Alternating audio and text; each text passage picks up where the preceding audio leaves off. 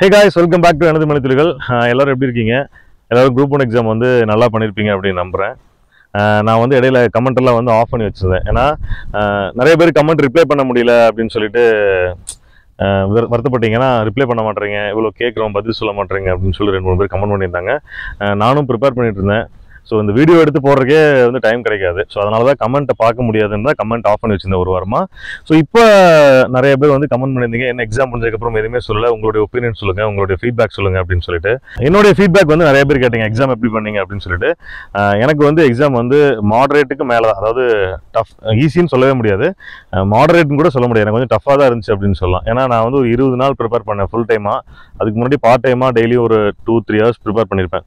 ஃபுல்லாக கவர் பண்ணுறதுக்கு எனக்கு அந்த கடைசி இந்த 20 டேஸ் தான் ஹெல்ப் பண்ணுச்சு. இதுக்கு முன்னாடி லாஸ்ட் இயர்லாம் எக்ஸாம் எழுதும்போது அந்த சில கொஸ்டின்ஸ்லாம் எங்கேருந்து எடுத்திருக்காங்கன்னே என்னால் கணிக்க முடியாது, அந்த டாபிக் படித்த மாதிரியே ஒரு ஞாபகம் இருக்காது. ஸோ இந்த எக்ஸாமில் வந்து நான் எல்லாத்தையுமே கவர் பண்ணியிருக்கேன் அப்படின்னு நினச்சேன். ஏன்னா பாசிட்டிவாக அந்த கொஸ்டின் அப்ரோச் பண்ண முடிஞ்சது. என்னால் வந்து அந்த 4 ஆப்ஷனில் 2 ஆப்ஷன் வந்து தெரியாது, அதாவது ஆன்சர்ஸ் கரெக்டாக இதான் தெரியாத கொஸ்டினில் கூட 2 ஆப்ஷன் நான் எலிமினேட் பண்ண முடிஞ்சுது. ஸோ அந்த அளவுக்கு பாசிட்டிவாக தான் எக்ஸாம் அட்டன் பண்ணேன். இப்போ ரிசல்ட் என்ன அப்படின்னு பார்த்தா எனக்கு டவுட்டில் தான் இருக்குது. ஏன்னா இன்னும் நான் ஆன்சர் கீ கூட செக் பண்ணல. எக்ஸாம் முடிஞ்ச கையோட லீவ் முடிஞ்சிருச்சு, டியூட்டிக்கு வந்துட்டேன்.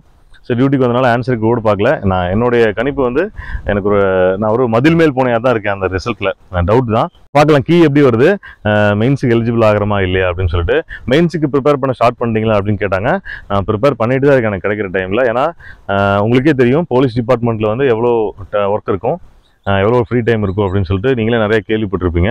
ஸோ அந்த மாதிரி இருக்கும்போது இந்த சிச்சுவேஷனில் வந்து நான் ஒர்க்குக்கு போயிட்டே படிக்கிறது, வீடியோவும் என்னால் கொடுக்க முடியல அதுக்கப்புறம் 1 வீக்காக. ஸோ உங்களுக்கு கண்டிப்பாக என்னால் முடிஞ்ச மோட்டிவேஷனல் வீடியோ வந்து நான் கொடுத்துட்டே இருக்கேன். இன்னொரு ரீசன் நான் வந்து கமெண்ட் ஆஃப் பண்ணி வச்சதுக்கான காரணம் என்னென்னா, டிமோட்டிவேட், அதாவது நான் மோட்டிவேட் பண்ணுறதுக்காக தான் வீடியோ போடுறேன் உங்களுக்கு. பட் என்ன டிமோட்டிவேட் பண்ணுற மாதிரி வந்து கமெண்ட்டு 2-3 கமெண்ட் நான் படித்தேன்.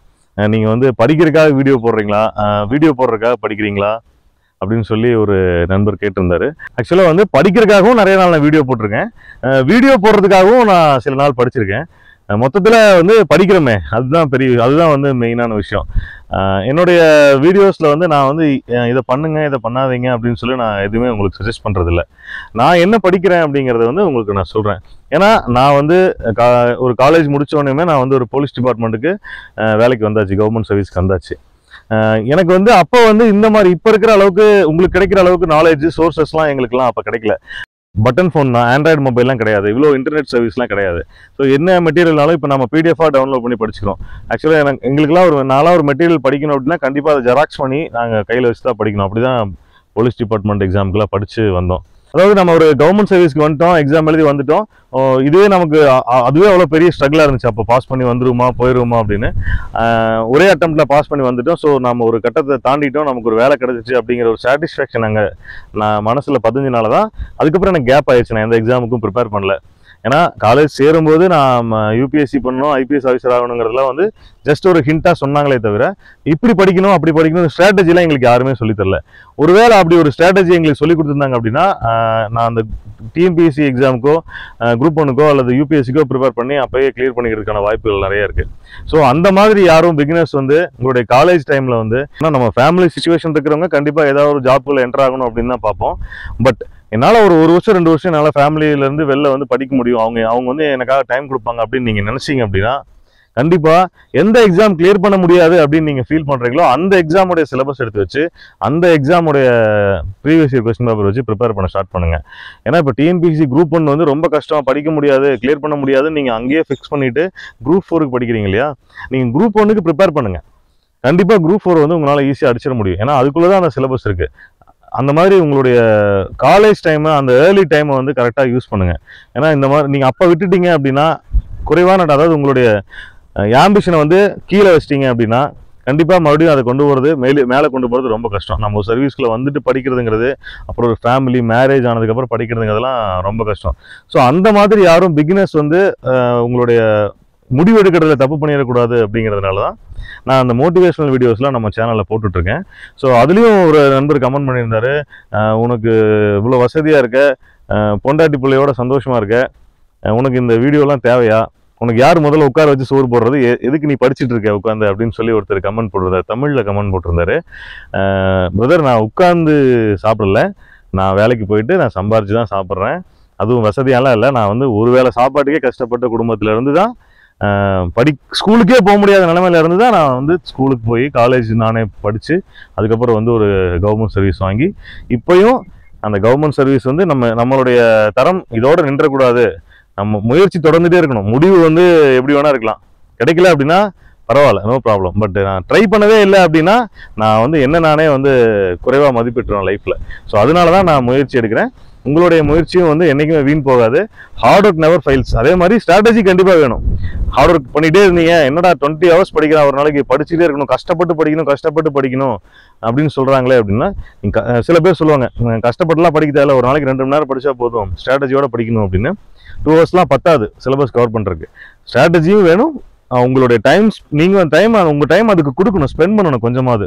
ஸோ ஒரு நாளைக்கு ஒரு 5-6 மணி நேரமாவது நமக்கு டைம் தேவைப்படும் ஒரு எக்ஸாம் கிளியர் பண்ணுறதுக்கு, அந்த சிலபஸ் எல்லாம் கவர் பண்ணுறதுக்கு. ஸோ ஸ்ட்ராட்டஜி வச்சுட்டு படிங்க. வெறும் கண்மூடித்தனமாக ஹார்ட் ஒர்க் பண்ணி படிக்க வேண்டாம். அவ்வளோதான் நான் சொல்லுவேன். ஸோ என்னோடய எக்ஸாம் ரிசல்ட்ஸ் வந்து எனக்கு டவுட் தான். பட் எப்படி வருது ஆன்சர் கீலாம், அஃபீஷியல் ஆன்சர் கீ வந்ததுக்கப்புறம் கண்டிப்பாக நானும் அப்டேட் பண்ணுறேன். நீங்களும் நல்லா படிங்க. அப்பப்போ வீடியோஸ் பாருங்கள். இப்போ வந்து இந்தியன் கான்ஸ்டியூஷன் சீரியஸ் வந்து நம்ம சேனலில் வந்து அப்லோட் பண்ணிகிட்ருக்கேன். ஸோ அதையும் நீங்கள் பாருங்கள். 2-3 பேர் கேட்டிங்க, நீ வந்து வீடியோ போடுறத விட்டுட்டு படிச்சிங்க அப்படின்னா பாஸ் பண்ணிடுவீங்க அப்படின்னு சொல்லிட்டு. வீடியோ போடுறதுக்குலாம் நான் டைம் ஸ்பெண்ட் பண்ண மாட்டேன்னு ஆல்ரெடி நான் உங்களுக்கு சொல்லியிருந்தேன். ஏன்னா நான் ட்ரைபாடில் வந்து செல்லை வச்சிட்டேன்னா எனக்கு சோசியல் மீடியா இன்ட்ராக்ஷன் கூட இருக்காது. அது பாட்டுக்கு அந்த செல் வந்து ரெக்கார்ட் ஆகிட்டு இருக்கும், நான் பாட்டுக்கு படிச்சுட்டு இருப்பேன். ஸோ அந்த எடிட் பண்ணி போடுற ஒர்க்கெல்லாம் வந்து என்னுடைய பிரதர் பார்த்துக்குவார். அவர் தான் வீடியோ எடுத்துகிட்டு இருக்காரு. வாங்க, இவன் தான் அந்த சேனலுடைய உண்மையான ஓனர். ஏன்னா இந்த சேனலில் வீடியோ அப்லோட் பண்ணுறது, வீடியோ எடிட் பண்ணி போடுறது எல்லாமே இவன் தான். இவன் அப்லோட் பண்ண முடியாத நேரங்களில் நானும் நிறையா வீடியோஸ் வந்து அப்லோட் பண்ணியிருக்கேன். பட்டு இவன் தான் எல்லாமே அந்த முக்கியமான ஒர்க்லாம் பண்ணுறது. ஏன்னா எனக்கு அந்த படிக்கிறதுக்கே டைம் இருக்காது. நான் வந்து வீடியோ எடுத்து உன்ட்ட கொடுத்துருவேன், இவன் வந்து எடிட் பண்ணி அப்லோட் பண்ணுவான். நானும் சில வீடியோஸ் வந்து எடிட் பண்ணி அப்லோட் பண்ணுவேன். சின்ன வீடியோஸ் எனக்கு ஒரு 1/2 hour டைம் கிடைக்குது. அந்த 1/2 hourக்குள்ளே சில வீடியோ எடிட் பண்ணி அப்லோட் பண்ண முடிஞ்சோ அப்லோட் பண்ணுவேன். கமெண்ட் எல்லாம் நான் தான் பார்ப்பேன். ஸோ நீங்கள் கமெண்ட் பண்ணலாம். ஒரு பாசிட்டிவாக கமெண்ட் பண்ணிங்கன்னா என்னையும் அது மோட்டிவேட் பண்ணும். ஏன்னா ஒரு நண்பர் கமெண்ட் பண்ணியிருந்தாரு, வீடியோ எடுக்கிறத விட்டுட்டு நீ போய் படிச்சின்னா பாஸ் பண்ணிடலாம் அப்படின்னு சொல்லிட்டு. கண்டிப்பாக நான் படிப்பேன். வீடியோ அப்லோட் பண்ணுறதுக்காக நான் பெருசாக டைம் செலவு பண்ணுறதில்ல, படிக்கிறதுக்கு மட்டும் தான் டைம் செலவு பண்ணுவேன். ஸோ அதனால் இந்த வீடியோ வந்து ஒரு 4 பேருக்கு பயனுள்ளதாக இருக்கும் அப்படின்னு சொல்லி இவன் சொன்னதுனால தான் அந்த வீடியோ அப்லோட் பண்ணுறோம். ஏன்னா நான் வந்து அந்த காலேஜ் முடிச்சுட்டு ஏர்லியான ஸ்டேஜில் எனக்கு அந்த ஸ்ட்ராட்டஜிலாம் சொல்லிக் கொடுக்குறதுக்கு ஆள் இல்லை. ஸோ ஏதாவது ஒரு வேலைக்கு போனால் போதும், ஏதாவது ஒரு எக்ஸாம் எழுதி பாஸ் பண்ணால் போதும் அப்படின்னு சொல்லிட்டு அந்த டைமில் உள்ளே வந்துட்டோம். பட் இந்த மாதிரி காலேஜ் முடிச்ச ஏர்லி ஸ்டேஜில் வந்து இந்த மாதிரி எக்ஸாம்லாம் இருக்குது, இதுக்கு வந்து இப்படி தான் வழி, இப்படி தான் படிக்கணும் அப்படின்னு யாராவது வழிகாட்டியிருந்தா நம்மளாலே சக்ஸஸ் ஆகிருக்க முடியும் அப்படின்னு சொல்லிட்டு நீங்கள் பிற்காலத்தில் யாரும் ஃபீல் பண்ணிடக்கூடாது. ஸோ அந்த மாதிரி ஒரு சில பேருக்காவது நம்ம வீடியோஸ் வந்து யூஸ்ஃபுல்லாக இருக்கும் அப்படின்னு சொல்லி தான் இந்த சேனலில் வந்து இந்த வீடியோஸ் வந்து அப்லோட் பண்ணுறோம். ஸோ அந்த மாதிரி யாராவது ஒருத்தர் பலன் அடைஞ்சால் கூட நான் இந்த சேனலுடைய பேஷன் வந்து கம்ப்ளீட் ஆயிரும். ஸோ நீங்களும் வந்து இந்த வீடியோ பார்த்துட்டு இருக்கவங்களும் கண்டிப்பாக வந்து மோட்டிவேட்டடாக தான் இருப்பீங்க. ஏன்னா உங்கள் லைஃப்பில் வந்து ஏதாவது சாதிக்கணும் அப்படிங்கிற எண்ணத்தில் தான் நீங்கள் இந்த வீடியோ பார்த்துட்டு இருப்பீங்க. ஸோ நீங்கள் இல்லைனா நீங்கள் வேறு ஏதாவது என்டர்டைன்மெண்ட் வீடியோவோ ட்ரால் வீடியோவோ பார்த்துட்டு உங்கள் டைமை வேஸ்ட் பண்ணிட்டு போயிருக்கலாம். ஸோ இந்த வீடியோ பார்த்துருக்கீங்க அப்படின்னா கண்டிப்பாக லைஃப்பில் ஏதாவது பண்ணணும் அப்படின்னு நினைக்கிறீங்க. ஸோ உங்களுடைய எண்ணங்களுக்கும் என்னுடைய விஷஸ் கண்டிப்பாக நீங்கள் சக்ஸஸ் ஆவீங்க அப்படின்னு சொல்லிட்டு இந்த வீடியோ முடிக்கிறோம். ஸோ தேங்க்யூ, பாய்.